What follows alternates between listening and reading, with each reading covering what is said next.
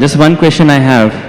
You told me, we heard about that the Vedas say that don't make any images of the God.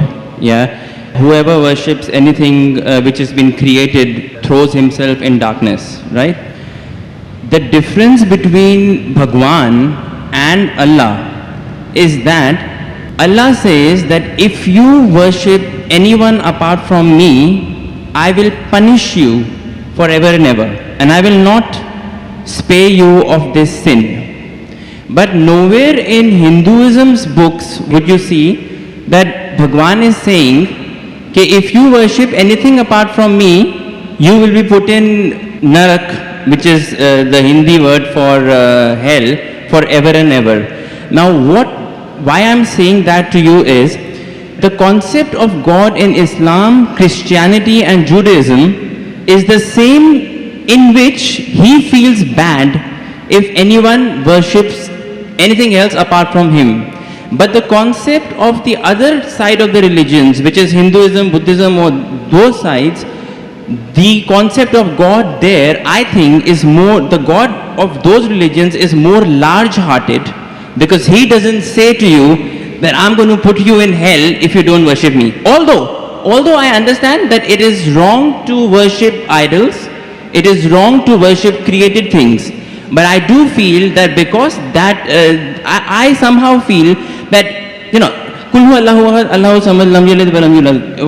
basically God, there is nothing like him, right? So why in the Quran or the Bible or the Jews' scripture we are attributing a human feeling to God, that, let us say, my father gives me everything, he gives me all the money, and I give that money to the poor people, right? Now one day if I forget my father, yeah, so my father will feel bad. But this is the human nature.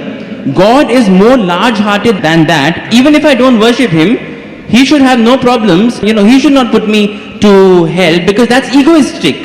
Egoism is a part of human nature, not of God, is what I feel, according to my understanding. Brother Rahul is an old friend of mine, mashallah. Whenever I come to Dubai, no question answer session goes without him asking a question.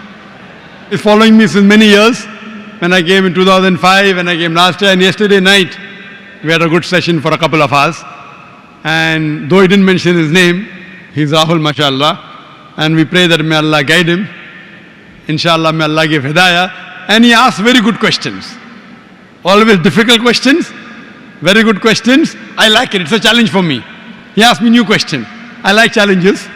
And always I say he asked a good question. This is one of my last questions, sir. One of my last question before you accept Islam. One of my last questions. Before you accept Islam. Clarify this. It just struck me. Actually, he told me he will not accept Islam in public, so I don't know problem. No, it's okay. Will you clarify me on this? I'll clarify with you, and I won't ask you to accept Islam in public. We have done that yesterday. So Islam is a glorious religion, and it's giving me a lot of peace, and I can say many good things about it, but please clarify. And you told, I'll clarify. You told me you have spent more time studying Islam than what you spend time in getting your degree of engineering. It is right. That's right. And I enjoyed more. Therefore, I enjoy your question also. The brother asked a very good question, very attacking, very tricky, difficult question, that he understands that all the religions, Christianity, Islam, Hinduism, say there is no God except one God, don't make images, don't make idols. But Islam goes a step further. He will forgive any other sin except the sin of shirk. Surah Nisa chapter 4 verse 48, Surah Nisa chapter 4 verse 116. But in Hinduism, nowhere does it say that if you do shirk, Allah will not forgive you. Before I ask you a question about large-heartedness, nowhere does the Quran say that if you commit a murder, Allah will not forgive you. Brother, nowhere does the Quran say that if you commit murder, Allah will not forgive you. Does it mean that I will go and commit murder? Brother. Repeat again, sorry? Nowhere does the Quran say that if you commit murder, though it is the second largest sin in Islam, in the major sins, number 2 is committing murder of an innocent human being. Yes. After shirk is murder.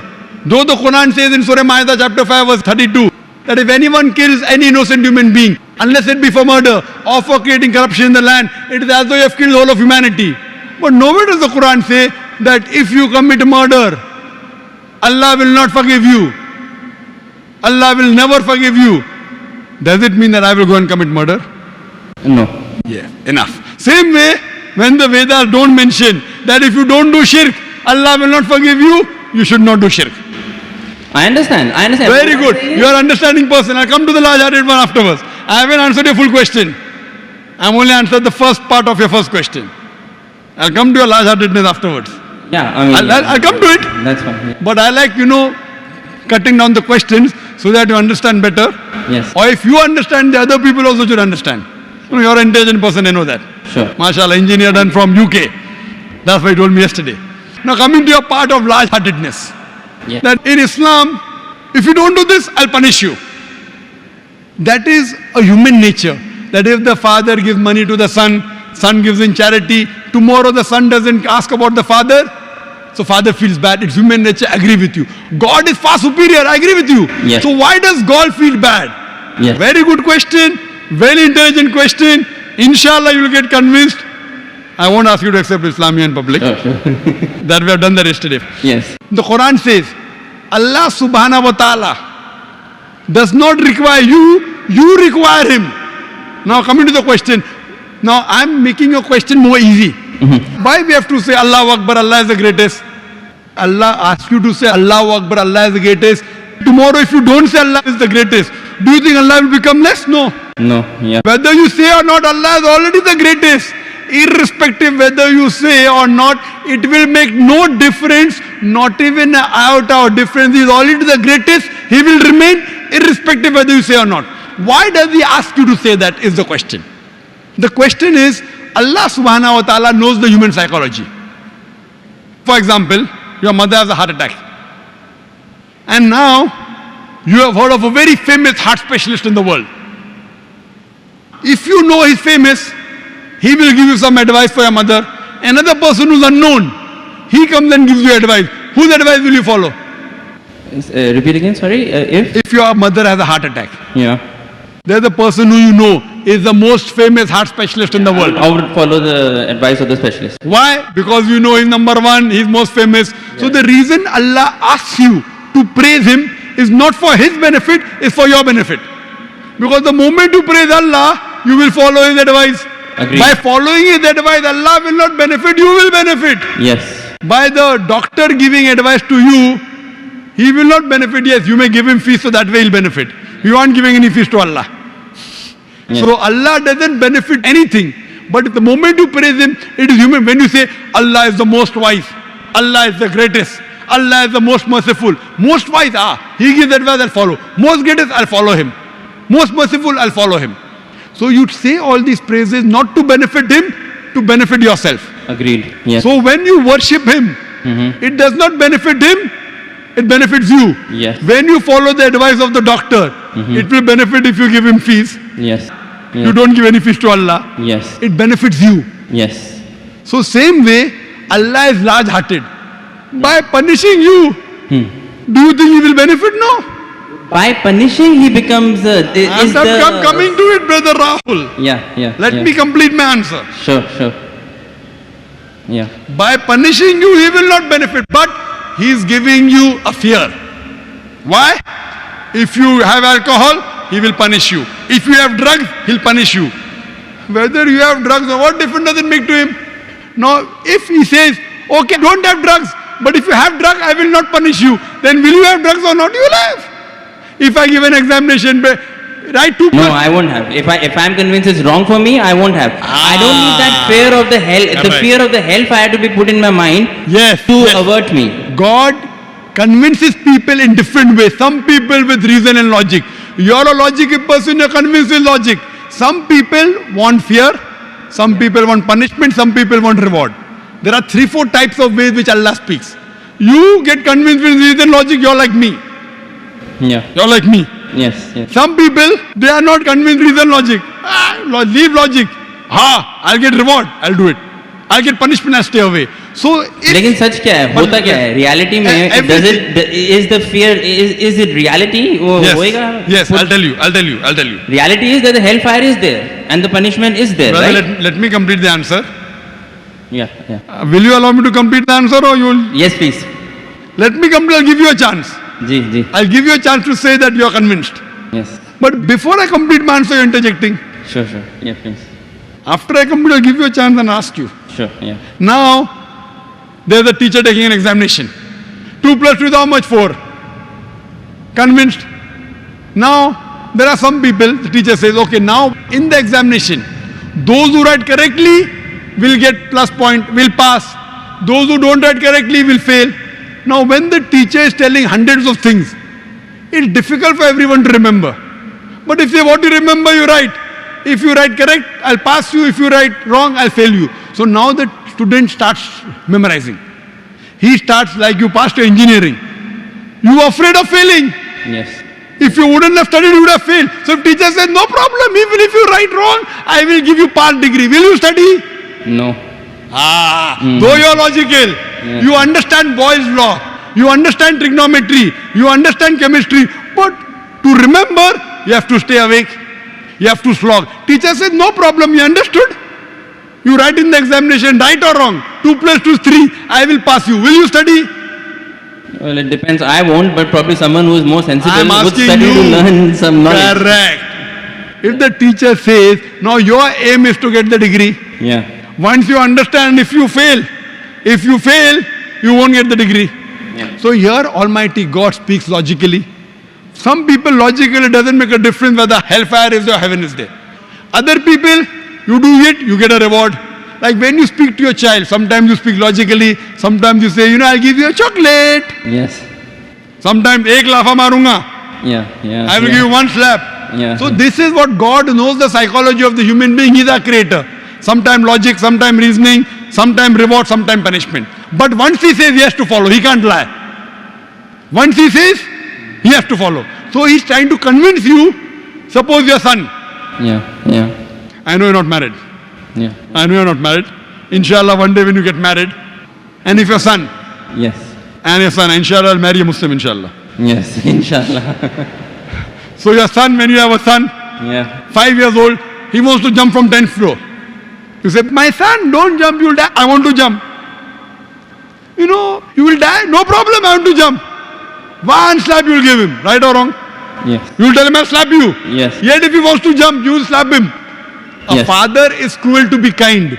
Is your intention to hurt him? No. Your intention is to hurt him little so that he prevents from the bigger hurt. Yes. So here if he says, no, I'm only acting. Maybe for little time you will think, I'll punish you, and you don't punish him. But if he wants to jump, you will not wait till he jumps. You will give him one tight slap. So same way God here, he tells you this is good, this is bad, this is reward, this is punishment. And once he says something, he's honest. In Islam, God is the most kind.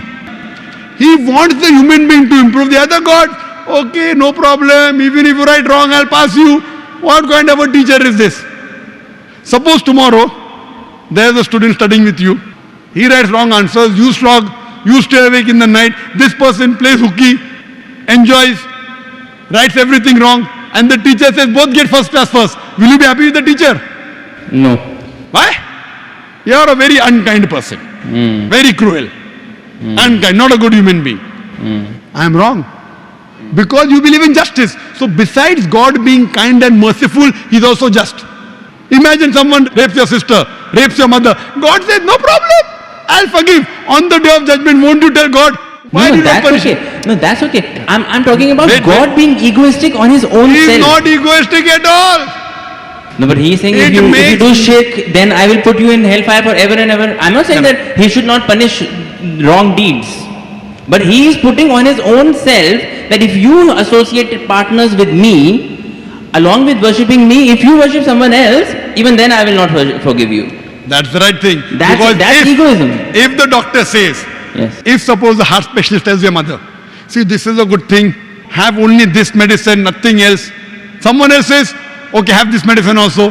So that heart specialist tells you, if you mix it with something else, the mother will die. So will you listen to somebody else or not? Will you listen or not? Heart specialist saying, don't have anything else except this sorbitrate. Keep it below your tongue. Yes. Now another doctor comes, I'm a very good doctor. You don't know him also. Will you listen to heart specialist? Correct. Yes. Heart specialist specialized, but God is a bigger heart specialist. So heart specialist you want to follow, you don't want to follow your creator who's created your heart. What No, kind no, of no, a... no, sir, sir. Wait, let me complete. Yes. Let me complete. Yes. So you, being logical, Yeah. when you want to follow the heart specialist, when the heart specialist tell you, don't listen to anyone else because they have told you the total truth, that heart specialist can be wrong because he's a human being. Almighty God, when he says, do not worship anyone else besides me, he knows that if you think somebody else is also the greatest, and if you follow something wrong, it will harm you. God does not want to see to it that his creations are harmed. He is going out of the way to give you an ultimate warning. Other sins, maybe I will forgive. That is one type of murder, is one type of sin, very wrong, second largest. But one, if you worship somebody else, you can do anything. You can start murdering, you can start having drugs, you can start raping. It's too dangerous. This is the guidance. It is complete. Because he is the creator, he knows no one else is the creator. Now someone else tries to behave like a creator when God knows no one else can create you, it is very dangerous. That's the reason he says that following advice, worshipping anyone, obeying anyone as the creator, not obeying normally. Normally you want to obey a father, no problem. Obey a mother, no problem. Going against the commandments of Almighty God. Worshipping somebody else. That is what I'm trying to find out. Is that the right God who is saying that if you associated partners with me, I will never forgive this sin? You are taking, it's a catch-22. I am questioning whether a God who thinks like that, is that the correct God? Correct God. You are saying he is the correct God, hence he knows. Why? Yes. I have checked up with science. This Quran passes the test. When I put science to your Hindu scriptures, it fails. Yes. When I put science to Bible, it fails. So even if I agree with you with my earlier question, maybe this is ambiguous, fine. 80% is proved to be 100% correct, 20% is ambiguous. Inshallah, logically, even this will be right, if I have to put that way. But the other way, if a doctor who's solid... Stronger argument would be that 100% is correct. 100% of it is proved that it is correct. If 20% ambiguous is there... I'll tell you one thing, brother, your mind hasn't reached that level. My mind hasn't reached that level. Right. The science hasn't reached that level. Maybe 100 years afterward, 1000 years after, it will be proved 100% correct. We are limited. The problem is in you and me, not in the Quran. Similarly, but a person who's very powerful, a person who's a heart specialist, he knows this stuff very well. He'll be sure. Do this, nothing else. A person who's not sure, okay, have this medicine also, have that medicine also. So person who's cocksure of himself, like the Creator Almighty God, he will give this commandment. Now he's cocksure. You are not cocksure about him that he's the creator. Yes. Once you're cocksure, you'll follow. I am cocksure that this is the word of Almighty God. You aren't. Yes. So once your research gets complete, Yes. you know very well that the other scriptures don't pass the test. Yes. I challenge you to get any scripture that you know of which is even close to the Quran. No, this is the strongest scripture that I did that for sure. So when you know, Yeah. I can't ask you to accept because you know we spoke yesterday. Right, okay. But when you know it is the thing, then the ego is in you, not an Almighty God. The ego is in you. I don't have ego. And I pray to I Almighty told you God. all the ones I have read, this is the strongest. I pray to Almighty God. You know, because I love you, Rahul. Yes, I love you too. I love you. That's the reason I pray to Almighty God to give hidayah. You don't have to proclaim. You asked me yesterday, do you have to proclaim? I said, no, you don't have to proclaim. Yes. So I think that you are a person who submit your will to God, and may God guide you, and may you get a good submitting Muslim life partner. Thank you. Thank you.